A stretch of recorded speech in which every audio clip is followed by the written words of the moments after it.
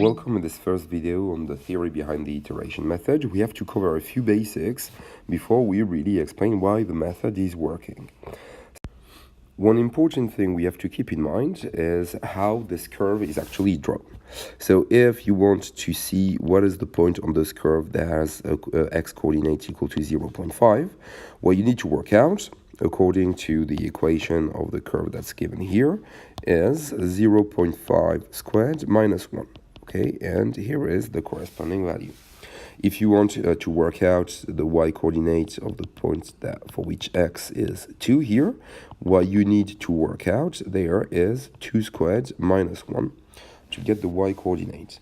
In other words, if you just have a number here, x, and if you want to see what's the corresponding y-coordinate, what you need to work out is x squared minus 1.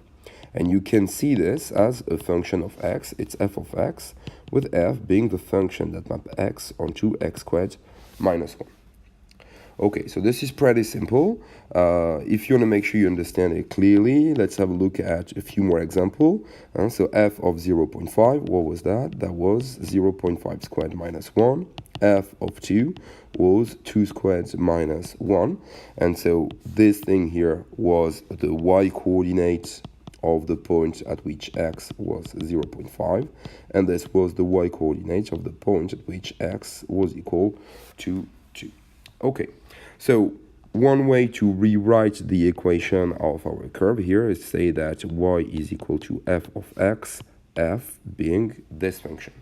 So there is nothing new really here, it's just a different way to write down things if you are working on the GCSE level.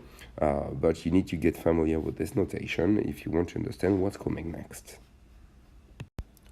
And let's now have a look at this diagram. So we have the line here with the equation y is equal to x, that's called the first bisector. And we have the red curve here that has equation y is equal to f of x. Here we don't really know what f is, but it's something that is similar to this. Okay, only f here is different from this one because you see the curve doesn't have the same shape. Of course, in exercise, we will know explicitly what this f is, but for the purpose of the explanation here, we don't really need it.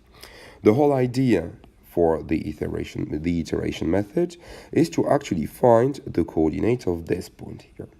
So you see that at this point, because if here you have x, because it's on the green line, you can say that y is equal to x, and because it's on the red curve, you can also say that y is equal to f of x.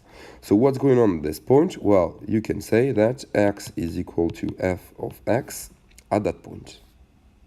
And this is a key point to remember for the iteration method, is that when you look for the intersection of a curve with an equation of this kind with y is equal to x, you will find the solution of this equation right there. So if you think you are okay with these basic facts on graphs, then you're ready for the second video on the iteration method that will look a bit more in depth at why the method is working.